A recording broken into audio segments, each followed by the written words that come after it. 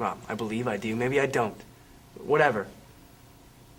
I judge a person by how they react to what I do or say or organize. My lies, my head games. Pretty fucking simple. I can play one head game on you and find out what I mean to you instantly. Sure, you can tell me you love me, but if I tell you I desperately need X and you don't provide it, and it is within your grasp, I'm talking I need $1,000 now, or I'll be beaten severely by a gang of thugs.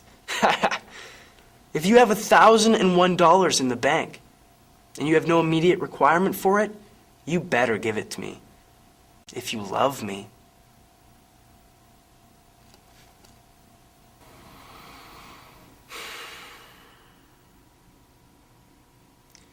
I do every now and then feel a little guilty about her, though. That girl fucking loved me, and I played her big time. Did you ever apologize? Fuck no, why would I? Well, you said you felt guilty every now and then. Head games don't end when the relationship ends. Head games can only end with a proper conclusion, like death. It all comes down to power, control.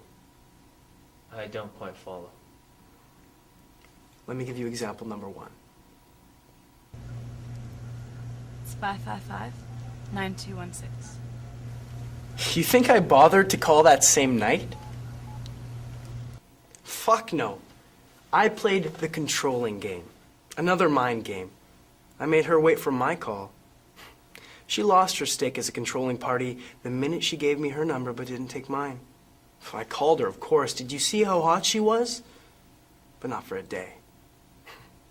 Same thing applies to the end and duration of a relationship. It's all a game. Someone has the upper hand, someone doesn't. Every relationship has this. Every single fucking one. One person likes or feels more for the other than the other person does. Makes perfect sense. No two people can feel the exact same for one another. I understand that, but why can't you apologize when things are over? Why do these mind games have to continue? Because a relationship never ends. It weakens. If I don't see someone for years, a girlfriend or a friend, if I see them walking across the street, a bond still exists, whether I like it or not. And the same stakes apply. If I apologized or allowed her to regain the upper hand when we met, she'd be in control. I mean, what if I called her up to apologize and she never phoned me back? Sure, I'd have a clear conscience, but I'd be powerless. You are quite a character, Scott. I like to think so too. I learned that ambivalence and silence also makes you powerful. Please elaborate.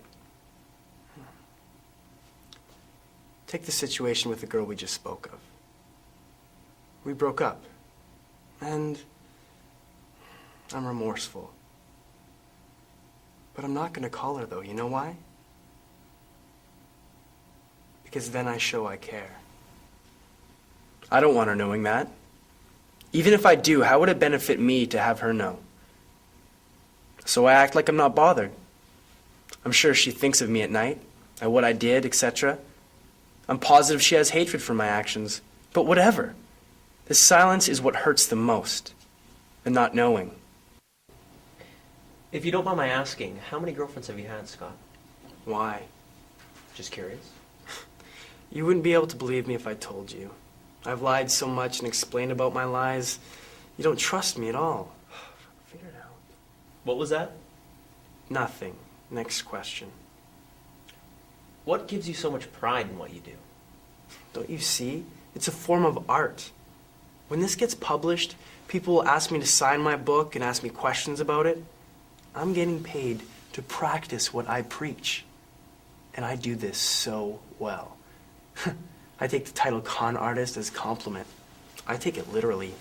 Le con artiste. Sounds good, doesn't it? What's your most infamous conning tale? That's a tough one. Give me a moment to think about that. On women? If the most infamous was played on a woman. Yeah.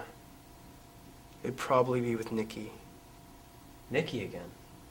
Yeah, so? She just seems to come up a lot, that's all. And... Sorry, Scott, I didn't mean anything by it. What's the story? Can I get something more to drink?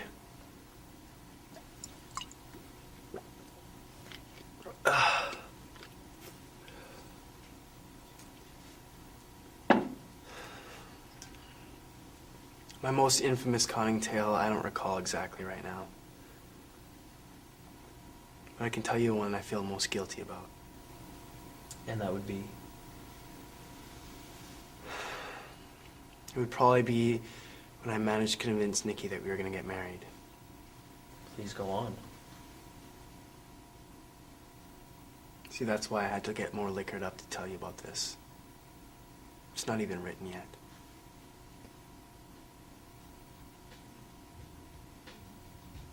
See, Nikki and I were close. Really fucking close. Well, I deflowered her, but it wasn't easy. My sister told me I shouldn't be with anyone I didn't see myself marrying. You don't need to worry about that. Nikki, I love you. I truly thought that I did. I didn't, though. But she did everything for me. She shelled out so much dough for me and affection. I took it and ran. But Nikki was a turning point in my life. I guess she realized my worth and helped me realize too. I guess it's a good and bad thing. She enabled me to become the confident, suave, and smooth operator that I am now. The notches I built on my bedpost through our relationship were through the confidence she instilled in me. How did it end? She caught me. How? I had keys to her place, which at that time was more impressive than mine. I'd make use of it, hiding the pictures of the two of us. I'd take girls back there and... She paid for a cell phone for me so she didn't intercept my personal calls. All in all, it worked out pretty well. How can you justify that? I didn't say I could. I'm just confessing to you what I did. It benefited me in the long run. I'm free now. Free to have as much sex and money as I want. No woman is safe. All right, Scott. Listen, that's all we have for this installment. I believe we'll see you next month. Thanks a lot for coming in, and I hope the book continues to come along well. Sometimes I envy you. As you should. No woman is safe. So how'd you meet? What's her name anyway? Tara? I just saw her in the park and took my chance. Added some bullshit about seeing her around and claiming that this was the time. That one again, huh? It works. Why not? So she's the candidate. Why? She's as good as any. I mean, I've already started taking notes. How'd you get this deal anyway? I met this guy at a show recently and we started talking about mind games and shit. He thought that my words had some wisdom and asked if I'd be interested. This deal is fucking sweet, I tell you. I wish I had your charisma. I know you do. I don't think that things are going too well with me and Allison. Well, I suggest you purchase a copy of my forthcoming book and memorize it. You suggest I purchase a copy of your book? Yeah? Nothing's free these days. You owe me. Fuck, Scott, I just paid for your coffee. I told you, I'll pay you back with interest. Yeah. Fuck, man, don't worry about it. Just wait till I get paid, alright? Fuck. It'll be about time.